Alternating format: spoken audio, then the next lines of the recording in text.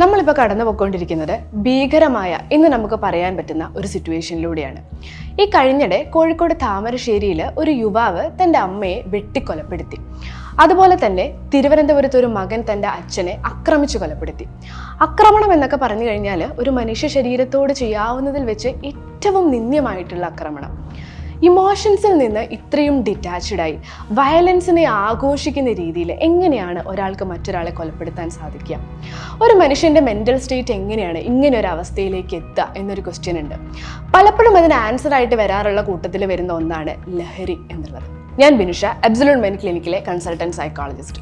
Even നമ്മൾ നല്ലൊരു ഭക്ഷണം കഴിക്കുന്ന സമയത്ത് പോലും നമുക്ക് നല്ലൊരു സുഖം അനുഭവപ്പെടുന്നത് നമ്മുടെ ബ്രെയിനിൽ നിന്ന് ഡോപ്പമൈൻ എന്ന് പറഞ്ഞൊരു കെമിക്കൽ റിലീസ് ആവുന്നത് കൊണ്ടാണ്.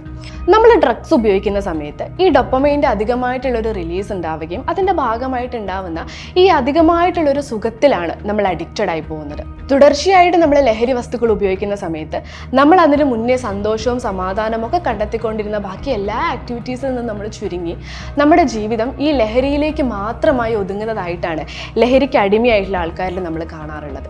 ലഹരിയുടെ ഉപയോഗം ഇപ്പോഴത്തെ കാലത്ത് വളരെ കൂടുതലാണ്. നിങ്ങളുടെ മക്കളോ സുഹൃത്തുക്കളോ നിങ്ങൾക്കറിയുന്ന ആരെങ്കിലും ഇങ്ങനൊരു ബുദ്ധിമുട്ട് അനുഭവിക്കുന്നുണ്ടെങ്കിൽ ഒരു പ്രൊഫഷണൽ സപ്പോർട്ട് എടുക്കുന്നതിന് വേണ്ടിയിട്ട് അവരോട് പറയുക. നല്ലൊരു സൈക്കോളജിസ്റ്റിനെ നേരിട്ട് കണ്ട് നിങ്ങളുടെ സംശയങ്ങൾ തീർക്കുന്നതിന് വേണ്ടിയിട്ട് നിങ്ങൾക്ക് നമ്മളെ ബന്ധപ്പെടാവുന്നതാണ്. എത്രയും പെട്ടെന്ന് നിങ്ങളുടെ പ്രശ്നങ്ങൾക്കൊരു പരിഹാരം ഉണ്ടാവട്ടെ. Thank you.